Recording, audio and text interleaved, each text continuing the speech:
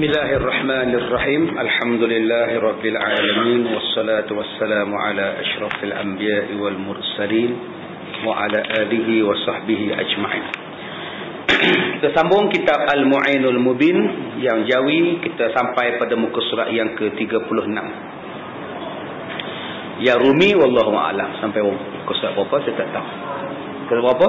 Ya Rumi 47. Baik. Fardu mandi. Masih lagi kita membicarakan pada sambungan kuliah kita bulan lepas, iaitu mandi, kewajipan mandi. Fardu mandi, rukun mandi. Yang pertama, fardu mandi ialah niat. Bersandarkan kepada hadis Nabi sallallahu alaihi wasallam, innamal a'malu binniyat wa innamal likulli imri'in ma nawa. Yaitu berniat sekira-kira orang yang berjunub itu mengangkat air janabahnya dan haidnya, maka mengangkatlah ia akan hadasnya. Maka dia niat nak menyucikan daripada hadasnya, mengangkat junubnya, maka dikenakan mandi itu dengan niat. Kalau kita mandi tapi tidak ada niat, walaupun satu kolam kita mandi pun tidak sah mandi junub kita. Yang penting dulu niat. Ada orang tanya, dia kata, ustaz, saya mengaji masalah mandi junub ni, macam-macam ustaz ajak. Ada yang kata kena basuh dulu, kena basuhi dulu, pun dia mandi setengah, kemudian berhentikan mandi pula, ambil wuduk pula, lepas ambil wuduk mandi lagi pula. Jadi macam-macam ustaz. Yang betul-betulnya macam mana? Yang betul-betulnya ialah angkat hadas dan geratakan air di seluruh tubuh badan. Nak ambil wuduk tengah kah, nak ambil wuduk awal kah, nak ambil wuduk akhir kah, terpulanglah pada tentuan. Yang penting ialah air tadi diratakan ke seluruh tubuh badan.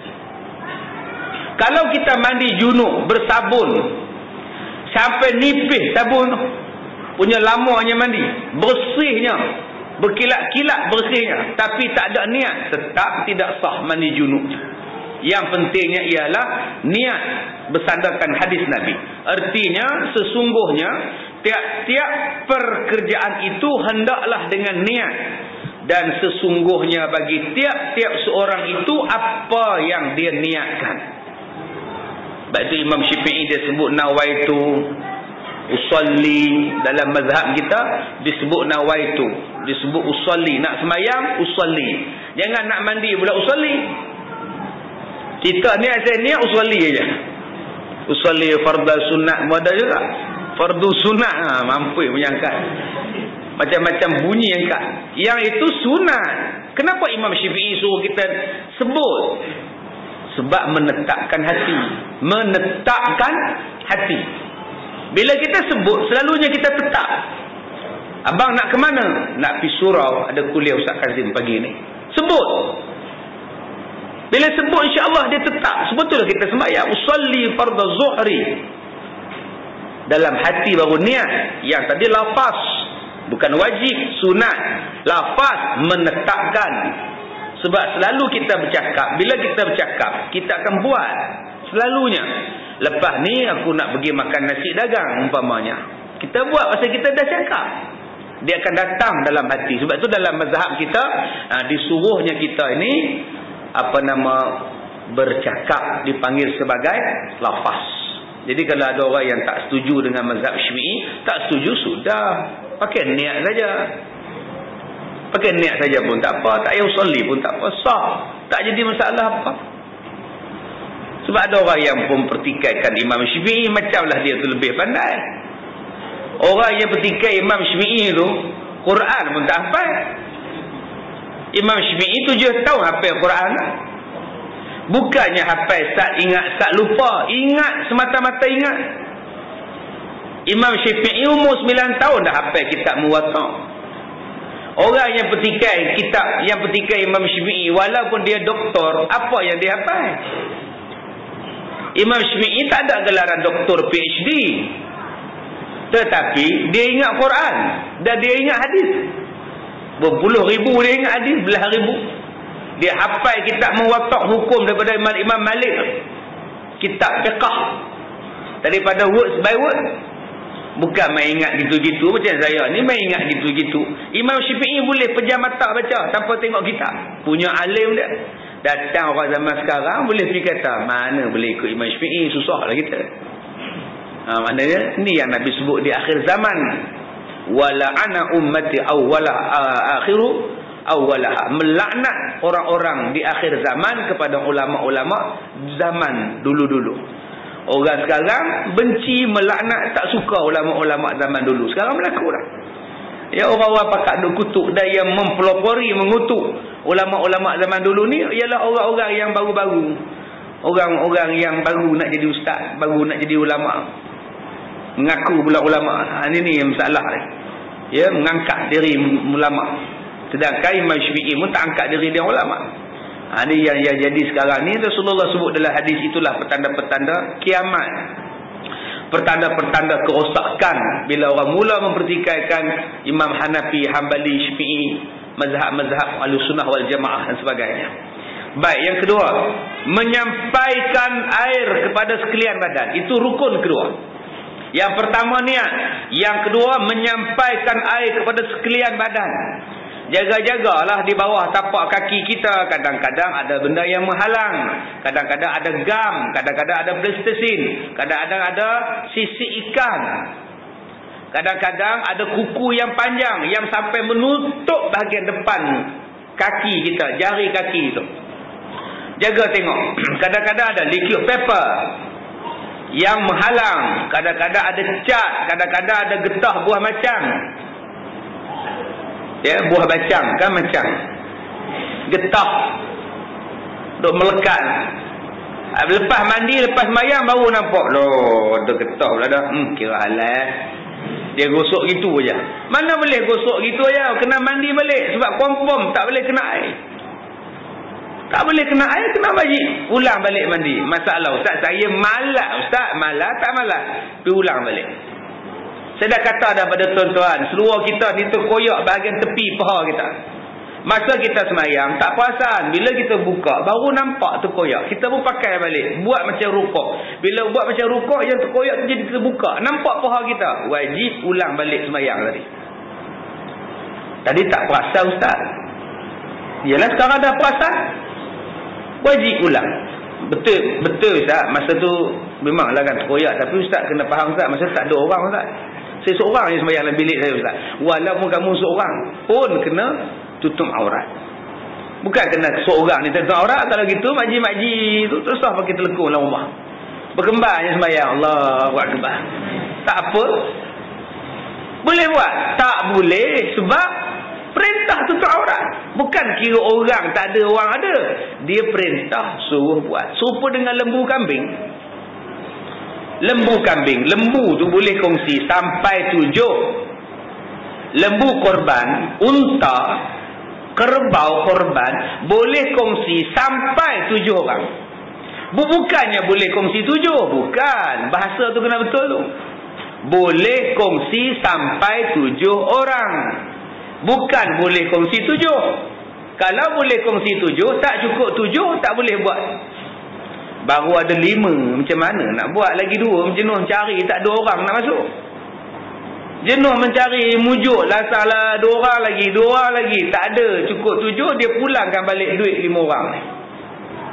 Bila tanya kenapa pulangkan, habis tu dah tak cukup 7. Padahal lembu tu seorang pun boleh korban.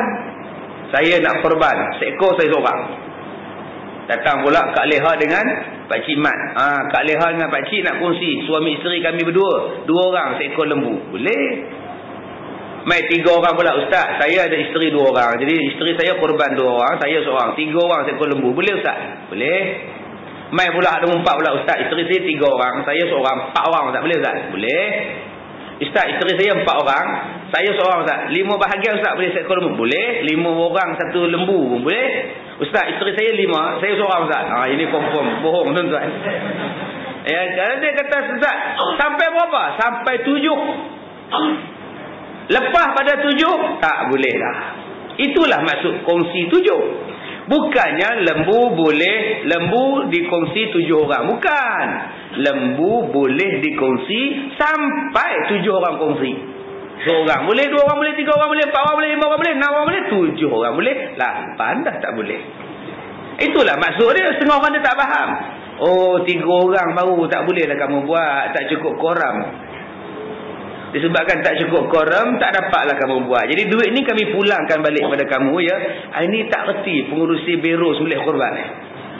Jadi kalau 3 orang, tambahkan duit supaya cukupkan harga lembu. Untuk kambing pula, seekor seorang. Seekor seorang je. Tak boleh kongsi-kongsi. Ustaz, masalah saya Ustaz, kambing saya ni besar Ustaz. Kambing saya ni besar. Kambing bor, kalah lembu Ustaz. Walaupun dia kambing, walaupun dia besar lebih pada gajah sekalipun, tetap seorang. Sebab nama dia kambing. Lembu ni pula kecil. Ya Allah, tulang rangka saja. Boleh main piano ni. Kering. Punyalah kurus kecil, jalan 3 tapak rebah lembu ni. Boleh kongsi 7 orang. Masalahnya Ustaz, lembu ni kecil Ustaz. Jangan kira kecil besar. Yang dikira ialah nama dia lembu. Asal lembu boleh sampai 7. Kambing aja tetap seorang walaupun kambing tu besar. Dia tengok di situ. Hukum dia tengok di situ. Bukan dia tengok kepada saiz.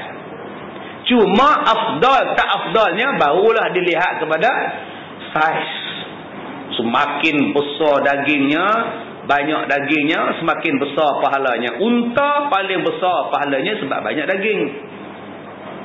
Salahnya Ustaz, macam saya duduk, kita duduk di Malaysia, mana nak cari unta Ustaz? Kalau gitu rugilah kita. Sebab kita tak dapat unta.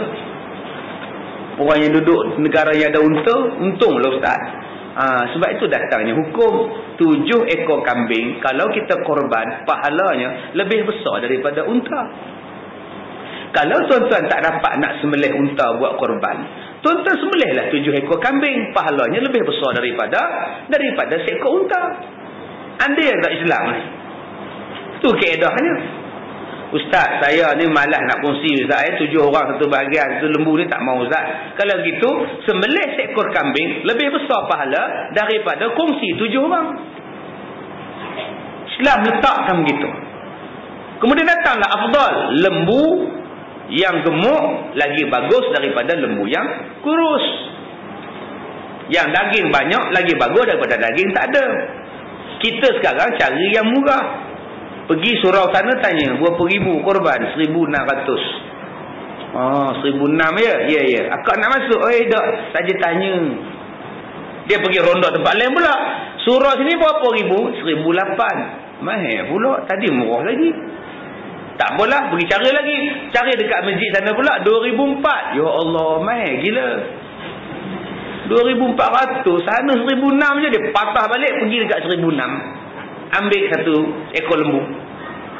Yang 1,600 tu kurus.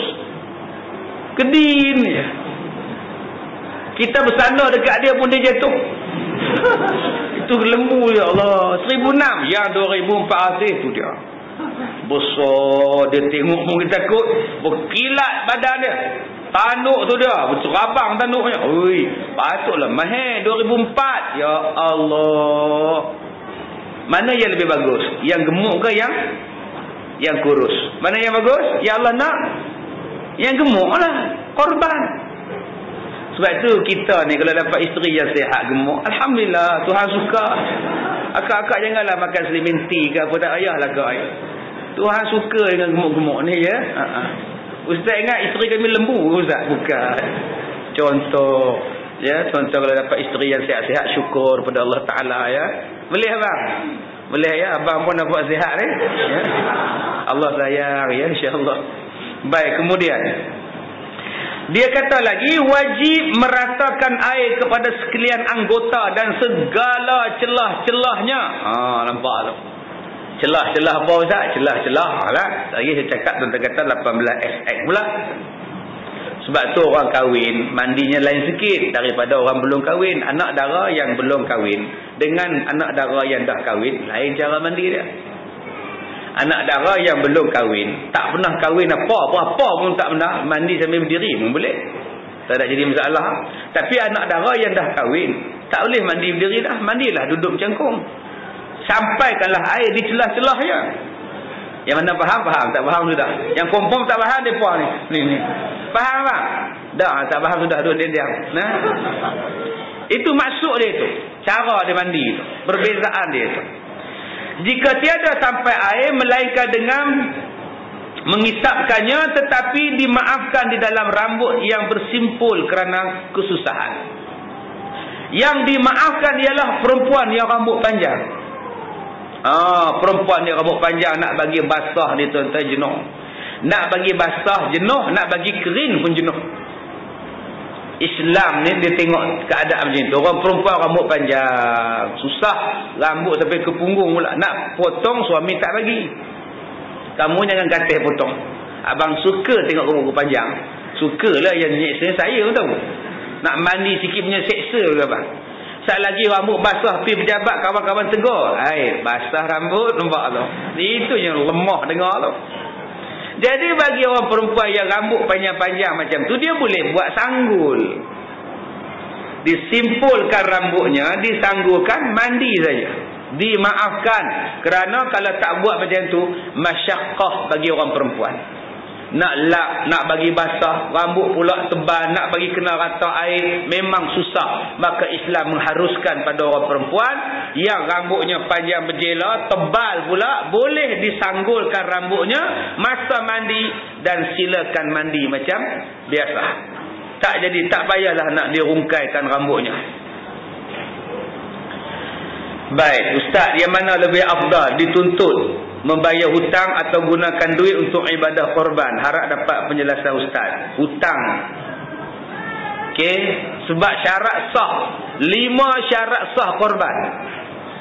Korban ni ada 5 syarat sah. Ada 3 syarat sah, minta maaf. Ada 3 syarat sah korban. Yang pertama, waktu berkorban. Yang keduanya ialah orang yang berkorban. Yang ketiganya ialah binatang yang dikorbankan. Ada 3 syarat. Waktu dikorbankan. Yang kedua, orang yang berkorban. Orang berkorban ni ada 5 pula syarat. Syarat yang pertama, Islam. Orang kafir tak sah korban. Jadi jaga-jagalah kalau tempat kita ni YB dia Cina, YB dia India, pakai duk bawa lembu seorang sekok. Ini lembu saya beri kerana tuan-tuan telah menyokong saya dalam pilihan raya yang sudah. Inilah korban saya. Tuan-tuan aku ambil pergi bagi ke fakir miskin. Tak sah. Pasal dia kafir. Tak sama tarak dengan kita orang Islam. Ini yang paling jelas tuan-tuan kena faham. Kedudukan dia, walaupun dia YB kita, dia menteri kita, tak sama hak dia, taraf dia dengan kita orang Islam. Tuan-tuan rujuk di dalam surah Muhammad.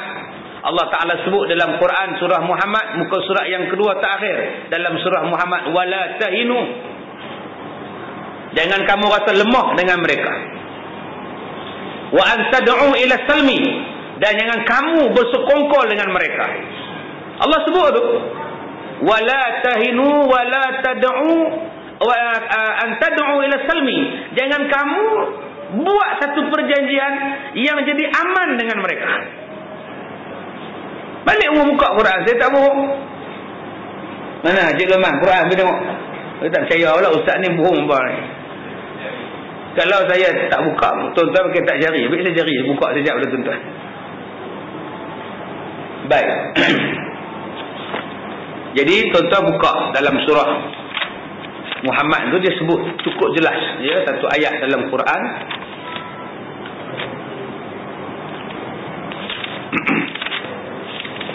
Kedudukan, sebab setengah orang dia tak faham. Dia ingat orang kafir ni sama dengan orang Islam, boleh bawa bincang, boleh buat mesyuarat, boleh pergi duduk bincang sekali, boleh ceritakan segala rahsia strategi. Sebab tu sekarang ni kita dia jadi lemah belakang ni, jadi lemah pasal semua benda kita nak cakap dengan orang kafir, kena tanya depa, bincang dengan depa. Itu yang jadi masalah pada kita sekarang.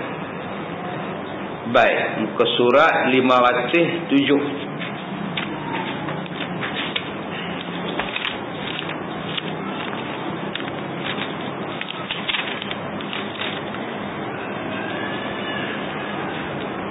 Baik. Auzubillahi minasyaitonirrajim, ayat yang ke-35. Fala tahinu wa tad'u ila salmi wa antumul a'laun wallahu ma'akum wa lan yatirakum a'malakum. Surah Muhammad juzuk 26. Fala tahinu. Allah Ta'ala sebut daripada ayat yang ke-34. Innal ladzina kafaru wa saddu an sabilillah. Orang-orang yang kafir wa saddu an sabilillah, dan menghalang daripada jalan Allah, sumamatu, kemudian mereka itu mati, wahum kuffarun, dalam keadaan mereka kufur kepada Allah, falan yaghfirallahu lahum, maka sekali-kali Allah tidak mengampunkan dosa mereka. Fala tahinu, dan jangan kamu rasa hina dengan mereka, jangan kamu rasa lemah dengan orang kafir ni. Kita ni ustaz, kalau kita tak campur dengan orang kafir, kalah kita ustaz, tak menang kita ustaz. Salah orang yang cakap itu. Banyak ustaz-ustaz nak menghalaikan berpakat dan berbaris dengan orang kafir, menggunakan perkataan kalau kita tak campur dengan mereka ustaz, tak menang kita ustaz. Ni Allah Ta'ala sebut ni, fala tahinu. Bila kita buat anggapan bahawa kita kena baik dengan mereka ustaz, kita kena pakat dengan mereka ustaz, kita kena ikut mereka ustaz, pasal kita nak menang, orang ni telah menolak satu ayat dalam Quran, walaupun serban dia besar atas kepala. Allah Ta'ala sebut terang-terang ni, fala tahinu, jangan kamu rasa lemah dengan mereka, jangan kamu rasa hina dengan mereka, jangan rasa kamu ni kalau tak ada mereka kamu tak boleh menang. Wa antad'u ila salmi, sehinggalah kamu menyeru mereka untuk berdamai dengan kamu.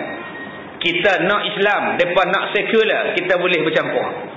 Kita nak hudud, mereka tak mau hudud, tapi dalam bab tu kita boleh bercampur, kita buat perjanjian damai dengan mereka. Wa antad'u ila salmi, Allah kata jangan. Sebab apa Allah kata jangan? Wa antumul a'laun, kerana kamu adalah orang tertinggi. Kenapa kita orang Islam orang tertinggi? Wallahu ma'akum, dan Allah bersama kamu. Yang kamu tak yakin pada Allah pasal apa? Kenapa yakin pada orang bukan Islam? Oh, kami nak dakwah ustaz, tak bayar tuan-tuan. Siapa yang dakwah siapa sekarang? Wa antumul a'laun, Allah bersama dengan kamu, Allah duduk dengan kamu. Wallahu ma'akum wa lan yatirakum a'malakum, dan sama sekali tidak akan disia-siakan amalan kamu, walaupun kalah tetap menang di sisi Tuhan. Sebab kita yakin Allah tu kuat, Allah tolong kita.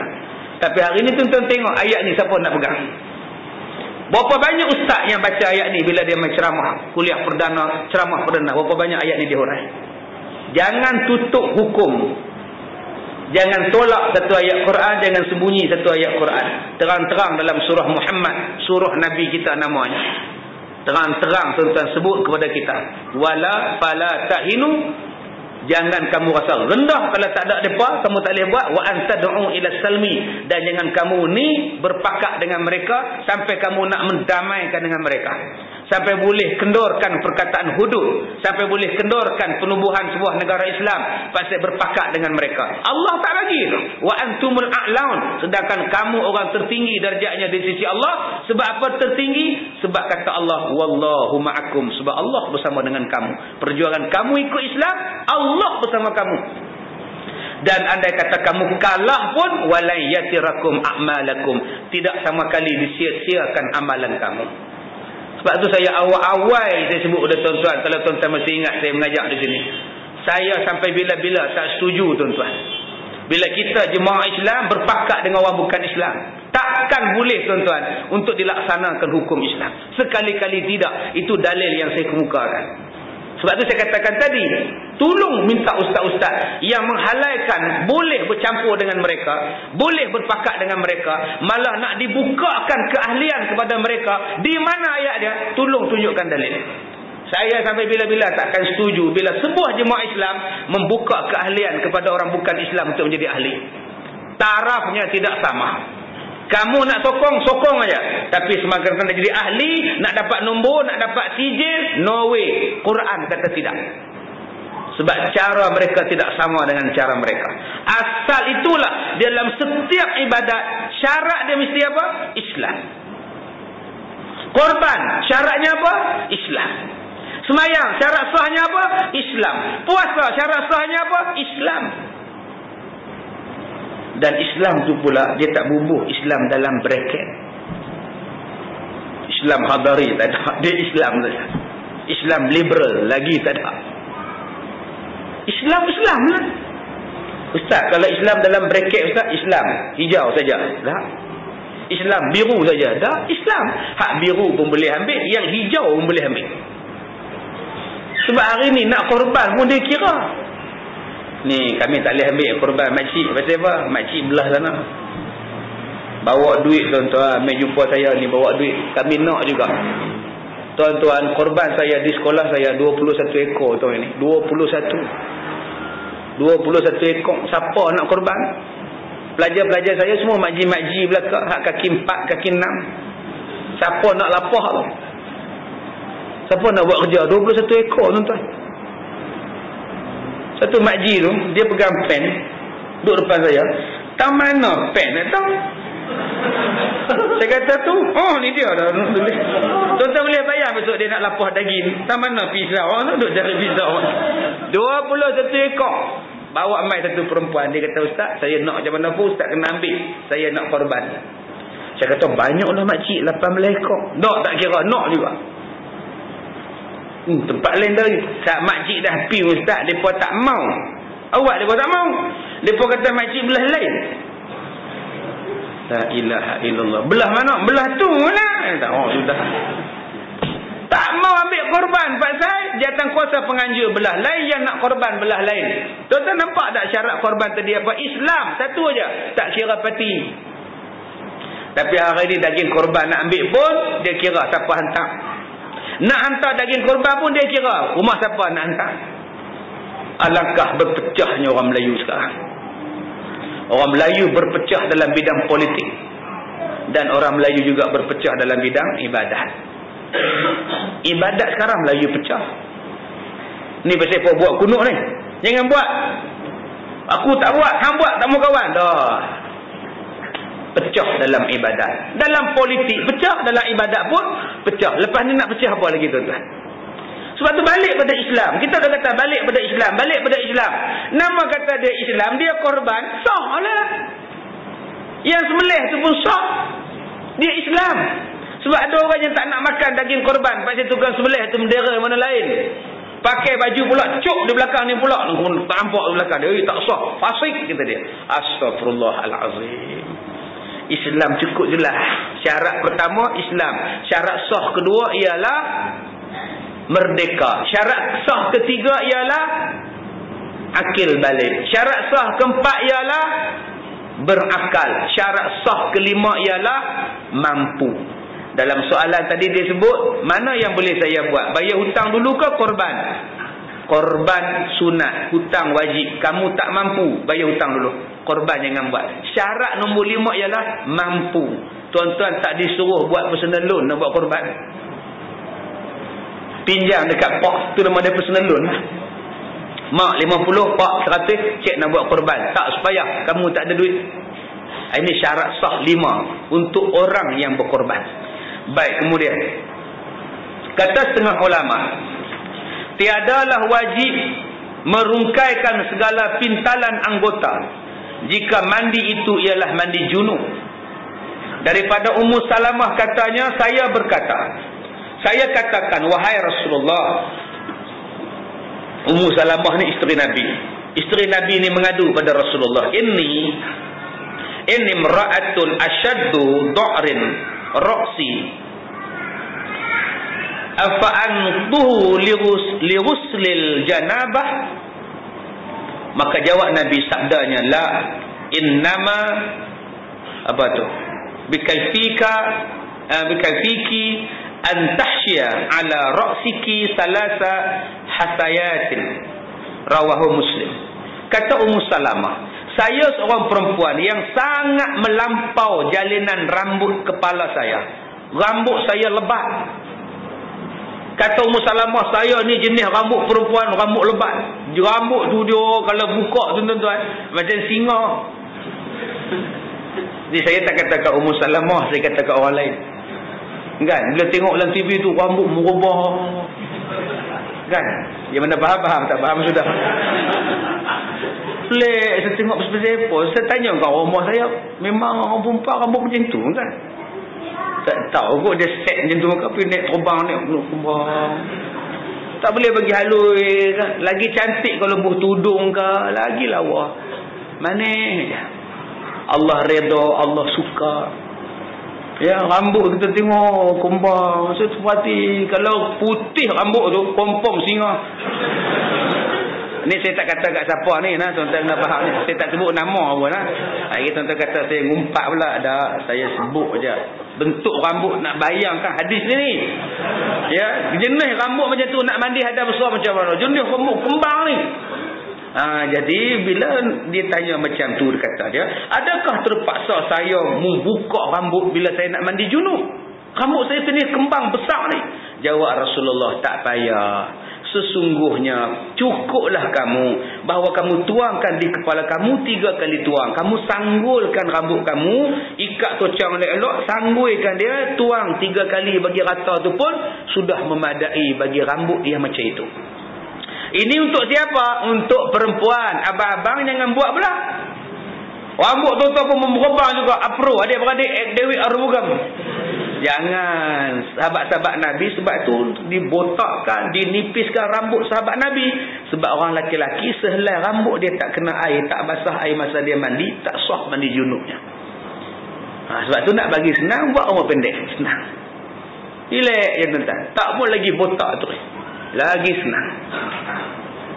Kita ni tuan-tuan berapa banyak bercakap dalam hadis, bercakap tentang rambut, tentang bulu. Nabi kata orang yang berkorban ni likulli sya'aratin hasanatun. Setiap sehelai bulu binatang korban itu satu pahala. Rambut kita sendiri pun kita tak boleh kira berapa lai. Di sini siapa yang boleh tahu rambut dia berapa lai? Orang botak je tahu. Saya tak ada rambut tak, saya tahu tak ada. Perempuan memang tak ada lah rambut botak. Tapi kita punya rambut sendiri pun kita tak boleh kira. Abang boleh kira rambut abang? Pi cukup. Ada rambut tu, kira. Selai, 1, 2. Tobat lahum tak jumpa berapa ribu. Cuba ambil 1000. Cuba ambil seekor lembu. Cuba pi kira tengok. Tak ada siapa yang rajin bulu nak kira bulu kambing. Melainkan Samsudin aja. Ya, pendekar bujang lapuk. Nak Sudin kerja apa? Oh, kerja saya berbahaya Pak Cik. Kerja apa? Mengira bulu beruang. Dia seorang je yang fikir. Menunjukkan bahawa berkorban itu tidak terkira besarnya pahala. Tak terkira banyaknya pahala korban. Subhanallah. Bila Nabi sebut macam tu pun, orang buat dek je pasal korban. Buat nuhin je. Ilek. Kamu tak korban? Ya. Aku dah korban. Bila? 10 tahun dulu. Tak payah. Maknanya orang macam ni dia tak nak pahala yang begitu besar yang Tuhan nak bagi pada dia. Baik. Kemudian daripada Anas, hadis marfu'. Saya katakan tadi banyak hadis cerita pasal rambut. Bukankah Rasulullah sebut siapa yang usap kepala, siapa yang usap rambut anak yatim, gugurlah dosanya sebanyak mana bilangan rambut anak yatim tu. Tak lama lagi kita nak main 10 Muharram ni. Nak yatim. Jangan tuan-tuan pegang je. Maksud hadis tu apa? Kalau usap rambut anak yatim pun gugur dosa, dapat pahala. Kalau bagi dia makan. Kalau tuan-tuan duk usap saja, tak bagi makan, apa faedah ni? Saya anak yatim usap. Balik ya? Pakcik dapat pahala? Susah balik. Jangan macam itu. Kalau dah usap pun dapat pahala, tambah-tambah lagi bagi makan, bagi apa semua, lagilah besar. Ini tuan-tuan pastikan 10 Muharram nanti. Cari anak yatim, usap kepala dia. Tapi pastikan yang ada rambut lah. Ya? Dapat pahala banyak. Baik, kata Anas bin Malik, Izar tasalat imra'atu min haidhiha naqadat sya'raha naqdan wa ghasalathu bi fatufagabah. Sebelum tengok saya tak boleh baca sini. Tak boleh baca. Fa. Naqdan wa ghaslahu bi fatmi wa ashnanin wa an ightasalat min janabatin sabbatil ma' ala ra'siha wa masarathu. Rawahu At-Tabrani. Artinya, apabila mandi hadas seseorang perempuan daripada haid, mandi daripada haid, ia merungkaikan sanggul rambutnya dengan sekali rungkai, dan dia membasuh dengan khitmi, dengan sintuk dan dengan garam. Ni dia tuan-tuan. Anas kata, orang perempuan kalau dia mandi haid, mandi daripada haid, mandi daripada haid, dia buka lah. Dia buka. Orang yang mandi junub lain, mandi haid lain. Mandi junub tu apa? Duduk depan lagi kena tanya lah. Lain kali duduk belakang macam pakcik tu, senang, tak kena tanya lah. Mandi junub ialah mandi kerana keluarnya mani ataupun bersetubuh. Okey, itu nama dia mandi junub. Bagi mandi junub, orang perempuan sanggul rambut dia pun boleh dah. Jeri-jeri jalan nak mandi, tak payah rungkai.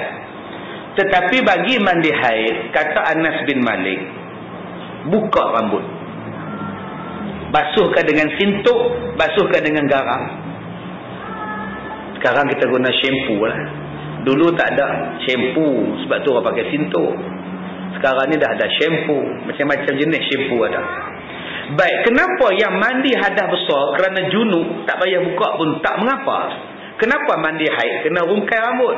Sebab mandi haid jarang-jarang, sebulan sekali dia mandi haid. Kan? Faham tak? Dia suci pada haid, dia mandi tak? Tiap-tiap hari kan mandi? Dah. Bila kering haid dia mandi haid sekali dia mandi. Lepas tu tunggu bulan depan pula lah. Tapi mandi junub tak tentu tuan-tuan. Kadang-kadang sehari 4 kali. Dia tengok pada suami dia. Jenis suami tak ada kerja apa, duduk menong je di rumah jenis tu.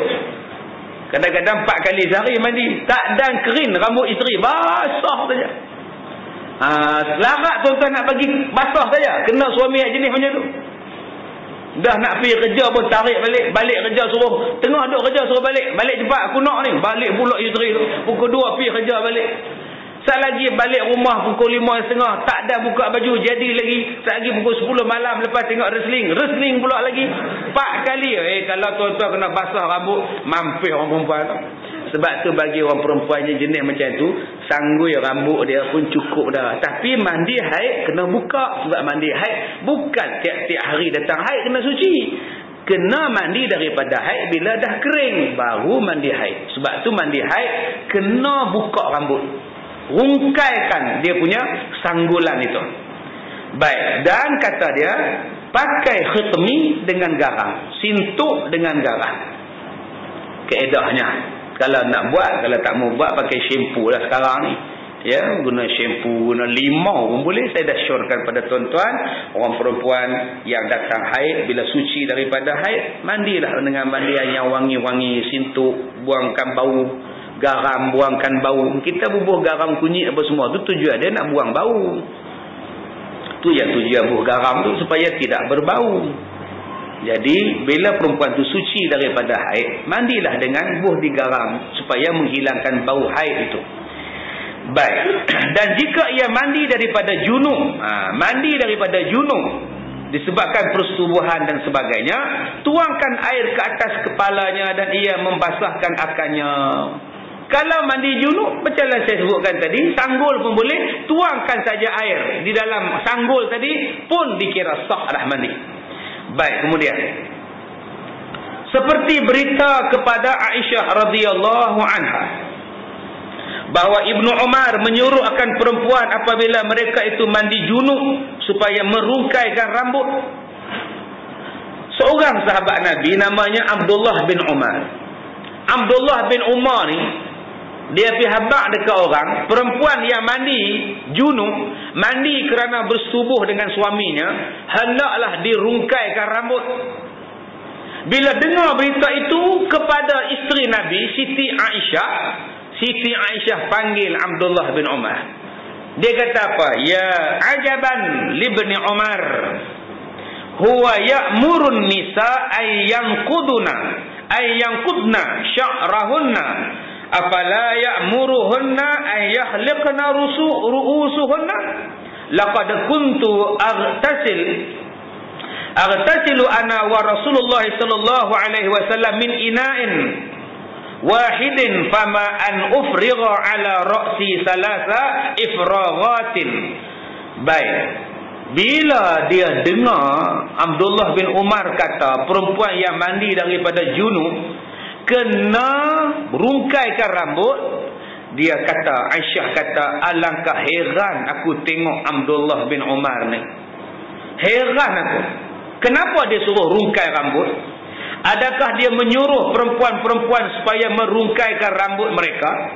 Apa tiadalah ia menyuruh cukur kepala saja? Kata Aisyah pada Sayyidina Umar, Abdullah bin Umar, anak Sayyidina Umar, kenapa yang dia suruh buka rambut bila nak mandi hadas besar kerana bersetubuh bagi orang perempuan? Lebih baik bagi cukur aja, suruh perempuan cukur rambut, bagi botak semua. Kata Aisyah, aku ni mandi dengan Rasulullah dalam sebuah besen, dalam sebuah bekas. Kongsi mandi hadas besar. Maka tiadalah aku lebihkan supaya aku tuangkan ke atas kepalaku 3 kali tuang. Sepanjang aku mandi dengan Nabi, aku mandi junub sekali dengan Nabi, aku sanggulkan rambut aku tuang 3 kali atas kepala aku. Nabi tak larang, Nabi tak kata tak sah, Nabi tak suruh buka pun rambut. Pasal apa Abdullah bin Umar suruh buka rambut? Jadi ni tuan-tuan, jadi isteri-isteri yang rambut panjang, yang duk cakap kat suami dia, abang cik nak buang rambut, abang mandi ada besar payah. Faham betul hadis ni? Tak payah. Abang suka rambut panjang. Pasal apa suka? Senang bila bergaduh aku tarik rambut hang senang. Tu yang aku suka rambut panjang tu. Jadi tuan-tuan, bila suami tak bagi potong, isteri kalau nak karan rambut, faham nak karan? Amalung? Karan tau karan? Tak tahu saya kat depan karan. Saya orang kampung. Nak bagi kerintil rambut, nama dia karan. Orang kampung macam saya kan, Batu Kurau tu, Hulu Perak tu. Jadi kalau nak kerintil rambut, orang Batu Kurau sebut karan. Sebab tu nama dia Minah Karan. Ni rambut karan. 3 hari lah tak mandi masjid tu. Balik pekan Taipin sampai pekan kampung ni, rambut kerinting. Bangga ya amat. 3 hari tak mandi tuan-tuan. Takut rambut jatuh balik. Oh, bangga benar lah kalau boleh karan. Yang rambut lurus nak bagi karan, yang rambut karan nak bagi lurus. Itu tabiat orang kita. Tuan-tuan cuba tengok dalam paper semalam ni. Rambut dah elok dah. Dah pergi pakai pewarna lah apalah lah, muka macam alien. Bengkak semua ni sini bengkak pada muka. Tuhan dah bagi elok dah rambut kau dah, dia nak ubah warna sana, nak ubah warna sini, akhirnya tu dia. Allah dah bagi dekat hang orang perempuan yang hang kata nak mengecilkan payudara tu pasal apa? Doktor tu silap potong pula bagi hak depan tu. Dok. Sekarang ni menung sekarang ni. Dok teriak jumpa Michael Chong pula. Apa Chong tu boleh buat? Allah Ta'ala dah bagi hang sifat perempuan dah, kata nak jadi pengkit. Pi ke hospital, pi klinik swasta tu nak potong sel payudara, nak bagi kecil. Doktor tu silap potong, terpotong tempat duk isap susu tu. Anak nak isap susu tu, terpotong tu. Sekarang menung. Sak benanah, sak sakit, tidur malam tak boleh, ubat pula tu dia, sekarang guni ubat. Bila kita ubah ciptaan Tuhan, jadilah macam itu. Akak-akak nak karan rambut, nak rebonding, nak potong, kena minta izin suami. Bang, nak rebonding, rambut dah kasar. Rebonding tu menatang apa? Dia bukan menatang abang, dia meluruskan rambut. Boleh, silakan. Dengan syarat pergilah kedai orang Islam. Mana ada dekat kawasan kita kedai orang Islam bang? Semua kedai orang kafir bang. Kalau gitu abang boleh rebonding. Aiman ambil iron. Tu dia. Dia sereka rambut isteri dia. Melekat kat sereka. Boleh, tak ada masalah. Abang nak karan rambut boleh. Abang suka tak karang-karang? Boleh. Pergi jumpa kedai orang Islam, kerintingkan rambut. Boleh. Minta izin suami, abang nak potong rambut. Kita dah jadi hak dia, potonglah. Tak bayar. Bazir duit RM30 sekali potong. Abang pun boleh. Potong sini RM1, bawah nak potong pula RM1 atas dulu. Lala pendek terus tuan. Terpulanglah pada tuan-tuan. Tapi suami mesti bagi izin. Kalau suami kata nahi ke bini, tak boleh, tak boleh. Abang tak suka kamu potong rambut. Abang suka kamu rambut panjang. Kena diam lah. Habis tu nak mandi hadap suam macam mana? Abang tak larat saya mandi. Abang tiap-tiap hari bang. Kalau gitu sanggulkan. Ngumpal mandi je. Bila mandi haid nanti baru kau buka. Senang je. Tak jadi masalah apa. Baik. Yang terakhir. In tahta kulli sya'ratin janabatan faghsilu sya'ra wattaqul bashar. Artinya, tiap-tiap sehelai rambut itu janabah. Abang-abang di sini yang banyak bulu ni, jangan duk bangga sangat. Bulu lengan banyak, bulu dada banyak. Hui, likul li sya'rah, setiap bulu janabah dia kena cuci. Lepas tu kena mandi, gosok sabun elok-elok. Tuan-tuan hak jenis janggut panjang ni, bulu dada banyak ni, jangan duk bangga aja. Bulu ketiak pun banyak. Ya, ni bulu lengan ni. Orang panggil dia pun tok awang bulu. Bulunya banyak. Dia kerja dia ialah membuat pecal. Meninggal dia pun. Pecal ni kalau dia buat kenduri kendara satu besen besar tu tuan-tuan. Tu dia ramah tarik. Dia nak gaulkan. Bagi rata sebati. Tarik. Penutup dia apa? Tuan-tuan boleh bayang nak kita tengok. Dia bukan kacau dengan senduk, tak puas tuan-tuan. Kacau dengan sudip senduk bukan puas. Dengan tangan baru puas. Tu dia ada sin-sin tangan bulu penuh. Nabi kata apa? Likulli tahta kulli sya'ratin janabah. In tahta kulli sya'ratin janabatan. Setiap helai bulu rambut itu janabah, maka adalah kamu basuh rambut itu dan bersihkan akan kulit-kulitnya. Jadi kita, kalau tuan-tuan di sini tak ada bulu dada, tak payah rasa rendah diri. Tak payahlah rasa ketinggalan. Tak payah. Siapalah abang tak ada bulu dada. Yelah. Tak payah tuan-tuan. Patut tuan-tuan bangga. Senang aku mandi, tak ada bulu apa tuan-tuan. Kadang-kadang kita duk seronok usaha lah, pergi cari minyak bon, tembok, tak mau pun. Tak payahlah cari tuan-tuan. Lantak je lah. Yang mana Tuhan bagi tu adalah hikmah. Tapi ustaz kata saya bulu banyak ni ustaz. Alhamdulillah kurang sejuk. Itu kelebihan orang bulu banyak. Duk laikon ni relax. Baju lagi, bulu lagi, panas je. Itu keistimewaan dia. Masing-masing ada keistimewaan. Jangan tuan-tuan cukur pula. Susah nak mandi ustaz. Jangan. Biarlah tuan-tuan. Rajin-rajin saja mandinya. Dan kata ada adalah hadis yang diriwayatkan oleh Abu Daud dan Tirmizi dan didaifkan oleh keduanya, dan keadaannya daif dia adalah boleh dijadikan hujjah. Walaupun dia daif, dia tidak boleh ditolak, tetapi walaupun dia daif pula tidaklah boleh dijadikan hujjah. Tidak ada ulama mazhab Syafi'i, Hanafi, Hanbali menolak hadis daif. Yang daif periwayat dia saja. Periwayat dia saja yang daif. Maksud hadis belum daif. Itu kena faham tu hadis dhaif. Sebab tu hadis dhaif mereka tidak tolak. Mereka cuma tidak dijadikan sebagai sandaran. Itu masalah 4 mazhab Syafi'i. Tapi bagi pahaman Wahabi tolak segala-galanya. Ini beza je. Tak pakai apa langsung. Itu beza tuan-tuan. Imam mazhab Ahlussunnah wal Jamaah pun tak tolak hadis dhaif. Sebab tu dia tulis dalam kitab. Ni tuan-tuan kitab ni. Tapi dalam pahaman Wahabi dia tak ambil langsung. Padahal yang dhaifnya ialah periwayat. Maksud hadis tak ada. Tak dhaif. Itu kena faham. Sebab tu dalam kitab-kitab Sunan At-Tirmizi, berapa banyak hadis dhaif ditulis sebab mereka tak menolak hadis dhaif. Yang mereka pertikaikan ialah perawi hadis itu. Tak dikenali ke, tak masyhur ke, dia ni macam ni perangai ke, tapi maksud yang dia sampaikan tu bagus. Sebab itu tidak dijadikan hujjah, tidak dijadikan alasan sandaran, tetapi untuk pengamalan boleh dilaksanakan. Sebab itu diletakkan dalam kitab. Baik, habis. Kita tengok soalan-soalan. Baik, boleh tak Ustaz terangkan waktu solat Isra' dan waktu solat Duha berapa minit lepas syuruk? Yang ni pun ada tadi satu perempuan telefon saya. Saya ni tuan-tuan, saya buka telefonnya bunyi. Saya bunyinya buka telefon. Ya, pagi ni saja sepanjang saya mengajar tuan-tuan ni dah pukul 11 tadi sampai sekarang 14 panggilan tak dijawab. Okey. Kadang-kadang saya tak jawab panggilan tuan-tuan, saya minta maaf. Tuan-tuan tak sempat jawab.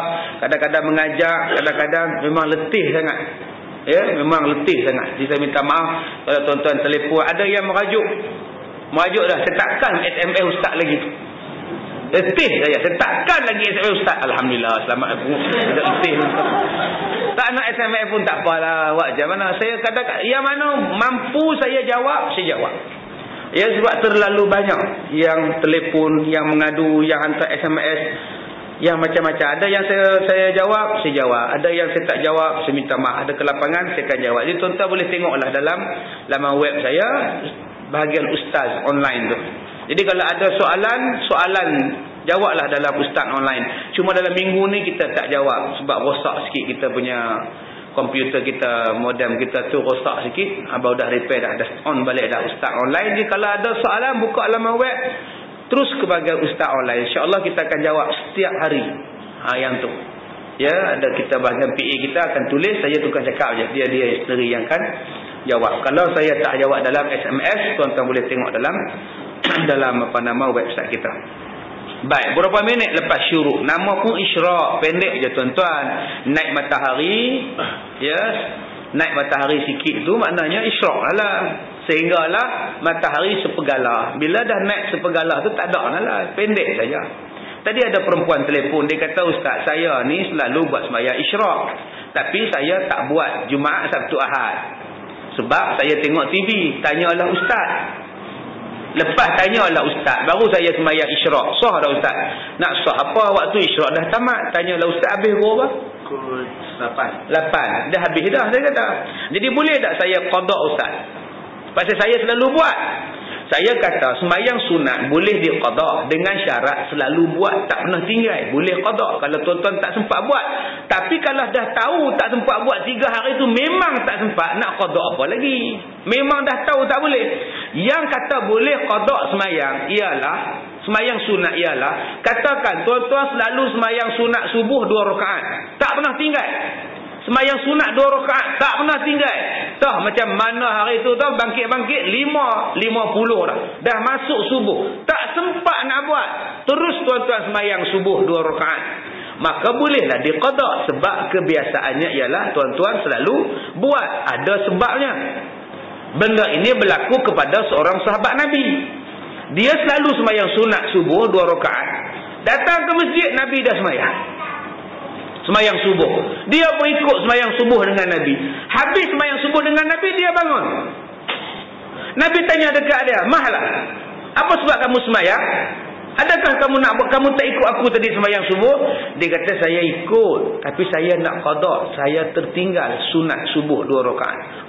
Silakan buat. Itu dalil menunjukkan boleh qada sembahyang sunat jika buat. Tetapi kalau dah tahu nak tinggal, sebab nak tengok soal jawab, tanyalah Ustaz, tak payah adalah qada lah, sebab dah memang nak tinggal pun. Bukan ada sebab yang dibenarkan. Habis tu Ustaz, mana yang lebih baik Ustaz? Saya tanyalah Ustaz ke ataupun sembahyang Isra'? Soalan ni patut tanyalah pada Ustaz yang hak tanya Ustaz tu. Betul. Kita duk tengok je, tanyalah Ustaz, kita pun tak tanya Ustaz tu. Pergilah dengar, tanyalah Ustaz. Hak sembahyang sunat ni sunat. Hak tanya Ustaz tu duk mengaji, kok ada benda wajib dapat pahala. Ya, saya dah kata dah pada tuan-tuan, sembahyang tarawih 20 rakaat pun boleh, 8 rakaat pun boleh, dua-dua sunat. Jangan bergaduh. Boleh 20 sunat, 8 pun sunat. Yang wajibnya apa? Yang wajibnya menjaga perpaduan. Yang nak bergaduh 20 dengan 8, sampai bergaduh tu pasal apa? Yang wajibnya berpakat, yang wajibnya bersatu, tu wajib. Sembahyang 20 dengan 8 tu sunat. Yang kamu gasai untuk bergaduh pasal 20 tu pasal apa? Sampai tinggalkan yang wajib. Tu yang salah kita sekarang. Bergaduh bid'ah, haram bid'ah. Bergaduh-gaduh. Yang disuruh ialah jaga perpaduan. Wajib jaga perpaduan. Kalau tak bergaduh, pergi balik rumah, sembahyang di rumah. Pergi sembahyang di rumah. Duk gaduh pasal apa? Abang tak sembahyang di masjid. Malah depa duk bergaduh, abang malah campur, biar abang sembahyang di rumah. Akhirnya tak bergaduh. Ini tidak nak masuk jam dah sini. Yang kawan ni jam dah sini bergaduh, buat 2 imam, buat 3 imam. Nak cari sunat, tinggal yang wajib. Yang ni yang tak betul. Baik, ada tak amalan puasa sunat daripada 1 Zulhijjah sampai 9 Zulhijjah? Dah habaq dah tadi? Sebelum sepeninggalan, sebelum naik sepegalah daripada waktu subuh, selepas waktu subuh. Katakanlah sekarang dalam surat khabar tu dia tulis waktu syuruk 7 1 minit. 7 1 minit boleh lah. Oh, bukan kena bagi 15 minit gap dulu ke apa? Boleh. Tu dah bila masuk isyraq, bila naik matahari dah, bolehlah buat dah. Itulah nama isyraq. Isyraq tu maknanya terbit matahari. Boleh ya? Boleh. Baik. Jadi yang untuk soalan yang kedua, 1 hingga 29 Zulhijjah, amalannya adalah buku ni. Amalan bulan Zulhijjah. Ya, ada dalil-dalil dia, puasa dan sebagainya daripada 1 Zulhijjah sehingga 9 Zulhijjah. Jadi kalau yang mana tanya tadi, tuan-tuan boleh dapatkan buku ni, harganya cukup mahal ya, RM5 ya di sini. Insya-Allah RM5 pun mahal, tak tahulah. Amalan dalam bulan Zulhijjah ada dalilnya. Baik, terima kasih sama-sama. Baik, orang etis selalu berkata, sekiranya Allah itu penyayang, kenapa banyak peperangan, bala bencana dibenarkan? Bukankah ramai mangsa daripadanya anak-anak kecil yang tidak berdosa? Kenapa anak-anak kecil yang mengidap penyakit kronik dan sebagainya? Bukankah ini satu bentuk penyiksaan? Pohon penerangan daripada Ustaz. Ya, tuan-tuan, Allah Ta'ala ni memanglah penyayang. Wajib kita yakin Allah itu Ar-Rahman, Allah itu Ar-Rahim. Wajib. Jangan kata Allah tu zalim. Siapa yang kata Allah zalim, murtad, kafir. Saya daripada kecil sampai tua, Ustaz, tak pernah senang. Kaya tak ada rasa. Senang tak pernah rasa. Duit tak pernah rasa, Ustaz. Miskin. Kenapa Allah zalim pada saya, Ustaz? Murtad cakap macam itu. Di sebalik setiap sesuatu itu mesti ada hikmah. Peperangan berlaku bukan salah Allah. Peperangan berlaku salah manusia. Manusia ada akal, manusia ada otak. Di mana otak tu? Di mana akal tu sampai nak bom orang, nak bunuh orang? Akal ni Allah Ta'ala bagi suruh mencipta benda bermanfaat. Cipta benda kecil macam ni boleh bermanfaat. Akal diberi supaya cipta handphone, senang cakap dengan orang. Akal diberi supaya cipta kereta, supaya boleh bawa orang jalan. Itulah kegunaan akal. Kegunaan akal bukan digunakan untuk bunuh orang, racun orang, bom orang. Allah bagi akal ialah untuk kegunaan yang baik. Tapi manusia yang menyalahgunakan yang Allah Ta'ala bagi, itu bukan salah Allah, itu salah manusia. Namun demikian, di dalam nak mempertahankan diri, memang disuruh berperang. Untuk mendapatkan hak, disuruh berperang. Untuk meninggikan syiar, dan kalau negara Islam dicerobok, memang disuruh berperang. Islam tidak pernah menyuruh menyerang negara orang. Islam menyuruh mempertahankan dirinya. Jadi apabila sebuah negara Islam diserang, wajib bagi kita mempertahankan diri. Di mana salahnya mempertahankan diri? Di mana salahnya mempertahankan Islam? Tak salah. Yang ketiga, kalau budak-budak mati dalam peperangan, mati tetap mati. Dia mati di Bosnia, budak kecil mati. Dia mati di Somalia, budak kecil mati. Dia mati di Iraq, di Iran mati. Matinya semua masuk syurga. Adakah itu zalim? Zalimkah budak kecil 2 tahun dibunuh oleh tentera Israel? Memang zalim. Tetapi Allah ni maha penyayang. Dengan sebab kamu kena zalim, Allah masukkan kamu dalam syurga. Di situ pula Allah ganti kita. Dalam Islam memang ada peperangan, tapi peperangan dalam Islam cukup cantik. Pokok yang berbuah tak boleh ditebang. Binatang yang sedang berkeliaran tak boleh dibunuh. Sungai yang mengalirkan air tak boleh diracun. Rumah ibadat tak boleh diroboh. Orang tua jangan dibunuh. Anak-anak jangan dibunuh. Orang-orang perempuan jangan dibunuh. Semuanya Islam jaga. Mana ada undang-undang peperangan lebih baik daripada undang-undang Islam. Jadi golongan yang menolak Islam ini adalah yang golongan yang tak faham. Bila dia tak faham hakikat itu, maka dia akan mengutuk Islam, sedangkan dia tak pernah belajar betapa manisnya peraturan dalam Islam, termasuklah peraturan dalam peperangan. Orang Melayu kata cinta itu datangnya dari hati, dari mata turun ke hati. Okey, azmi ya, Cik Luman ya, dari kerana mata turunnya ke hati. Daripada mata aku terpersona, oh aku terpesona, aku terpedaya, apa lupa dah. Aku tergoda kan, terpedaya dari kerana mata. Dan itu azmi ya. Tahun 58, 54. Tuan-tuan tak lahir lagi, saya ada masa itu. Umur 20, tak sedar saya masa itu ya. Tuan-tuan bayar tengoklah 58, 59, tolaklah sendiri tuan-tuan. Orang putih pula kata love come from heart. Arab kata qalbun, jantung ke hati. Soalan saya, cinta tu dari hati atau jantung? Liver or heart? Liver dengan heart sambung? Ha? Tak sama ke? Tak tahu tuan-tuan. Fikir-fikirkanlah sendiri. Panah asmara kan. Panah asmara tu dia panah di mana? Di hati, bukan jantung kan? Kan ya, kalau jantung mati ya. Ulanglah pada tuan-tuan, ini bahasa. Ini bahasa di hati. Segala benda datangnya niat. Niat tu duduk di mana? Hati kita. Bukankah Rasulullah ada sebut, dalam badan kamu ada seketul daging. Baik daging tu, baiklah kamu. Itulah yang disebut sebagai hati kita.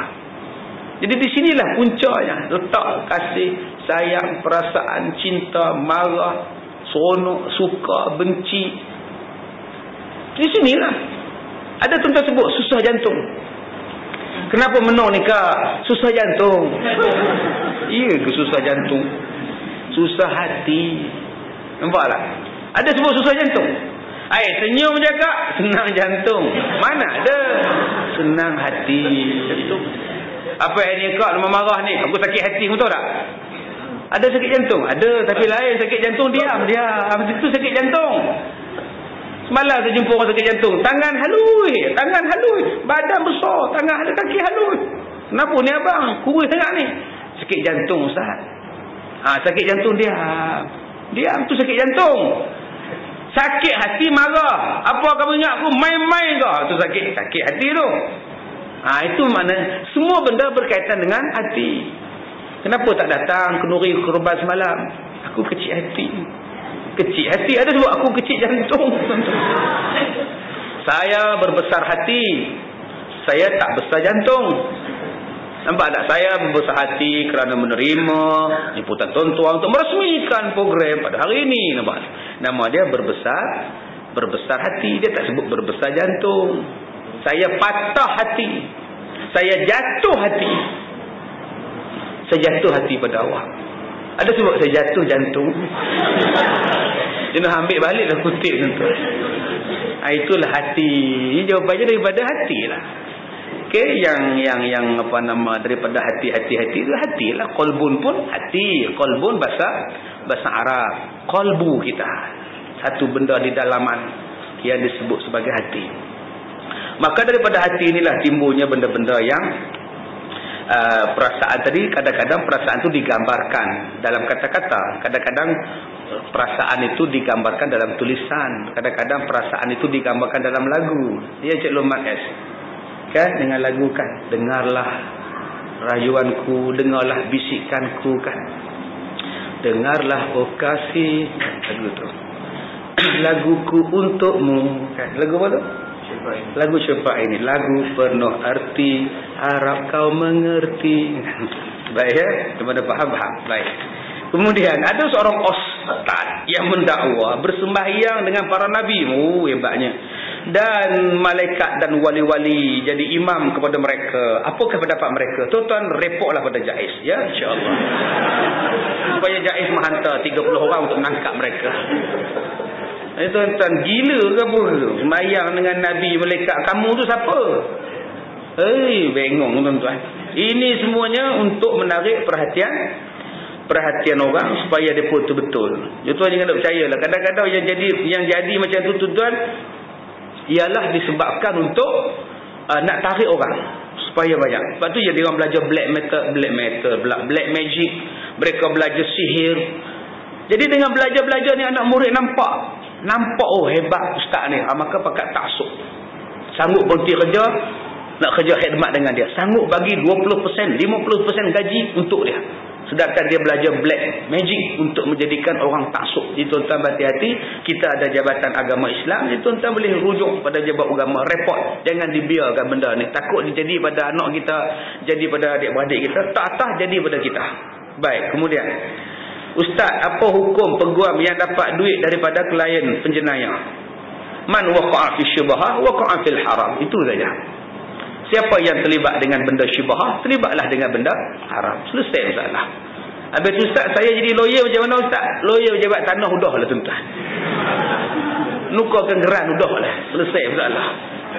Udah tahu dia penyangak apa semua yang tuan-tuan nak bela dia. Pasal apa? Kita nak bela orang, kita mesti tanya. Aku tanya kau betul-betul. Aku tanya betul-betul. Kau mengaku, kamu buat ke tidak benda ni? Dia buat. Dah balik. Aku tak mau. Habis tu apa guna lawyer ustaz? Macam mana haram nak buat? Tuan-tuan pergilah lawyer, dia beli udah lah tuan-tuan. Dia beli rumah, dia beli tanah udah lah. Haru biru tuan-tuan.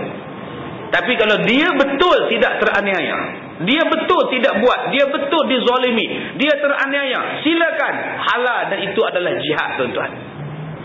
Itu mulia pula tugas peguam. Saya tak buat encik, wallahi saya tak buat. Depa dah fitnah saya, depa buh dadah dalam kereta saya tak tahu mana, saya tahu apa. Saya ingatkan tepung kastad.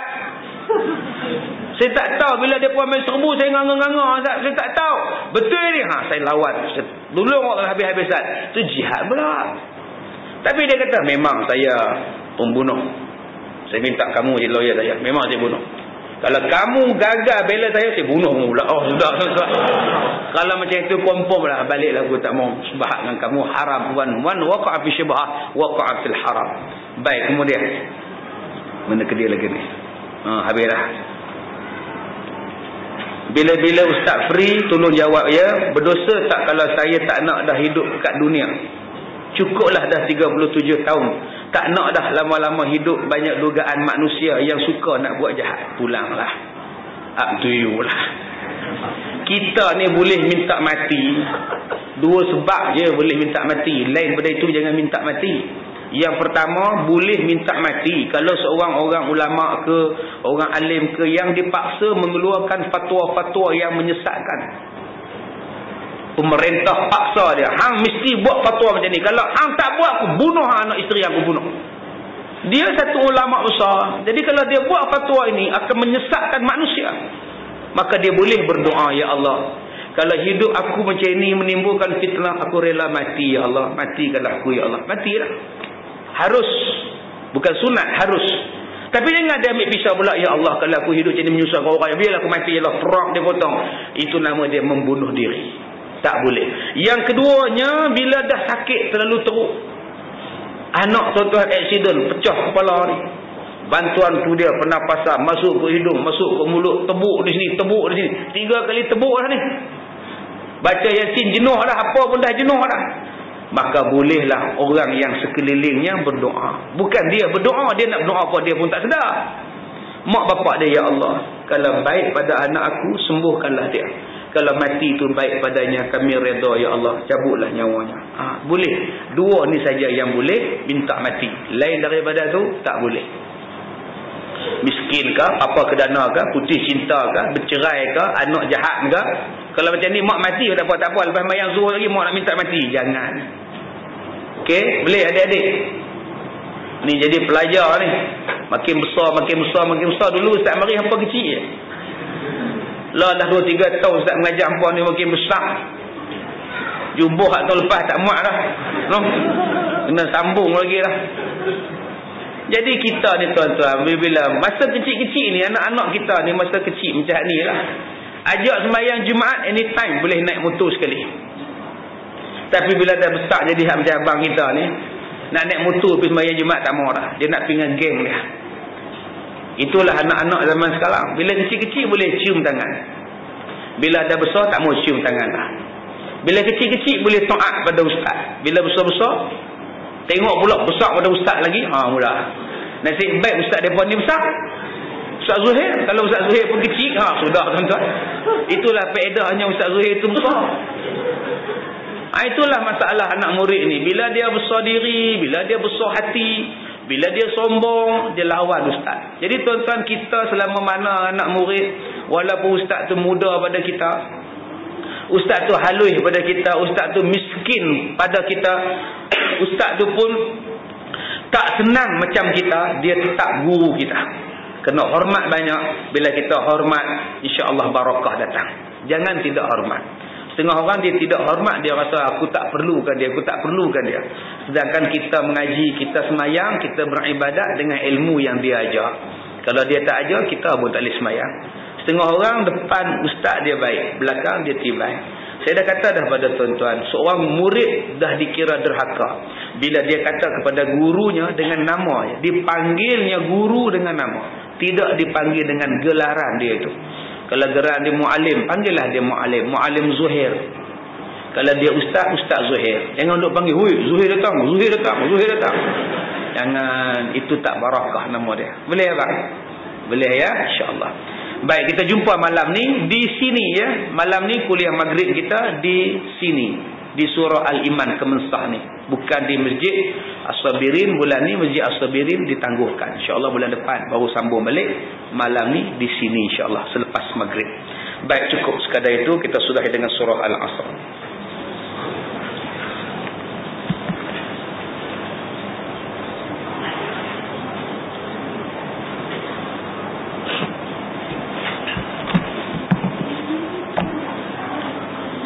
Bismillahirrahmanirrahim. Alhamdulillahirabbil alamin wassalatu wassalamu ala asyrafil anbiya'i wal mursalin wa ala alihi wa sahbihi ajma'in. Allahumma inna naj'aluka fi nuhuri a'da'ina wa na'udzubika min syururihim. Allahumma baddid syamlahum wa farriq jam'ahum wa syattid kalimatahum wa zalzil aqdamahum wa sallit alaihim kalba min kilabik ya qahhar jabbar ya muntaqim. Allahumma ya munzilal kitab wa ya mujriyas sahab wa ya hazimal ahzab ihzimhum wansurna alaihim walhamdulillahi rabbil alamin. Saya minta maaf jika terkasar bahasa. Assalamualaikum warahmatullahi wabarakatuh.